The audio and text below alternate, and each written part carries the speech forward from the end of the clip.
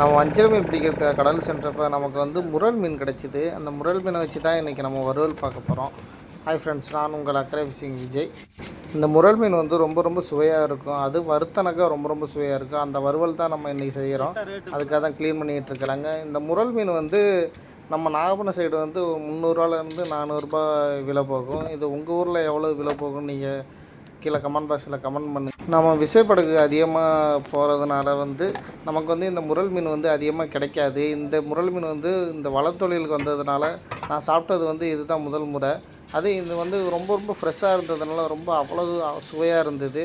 இது பார்க்குறதுக்கு வந்து வெட்டிட்ட பிறகு பார்த்தோன்னாக்கா சீலா மீன் எப்படி இருக்குமோ அதேமாரி பீஸு விழுந்தது, ரவுண்ட் ரவுண்டாக சின்ன சின்னதாகனு சொல்லிட்டு ரொம்ப ரொம்ப சுவையாக இருந்தது. அந்த சீலாவோட டேஸ்ட்டு தான் இந்த முரல் மீன் இருக்குது. நிறைய பேர் விரும்பி சாப்பிட்றதுக்கு காரணமும் இதுவாக தான் இருக்கும்னு நினைக்கிறேன்.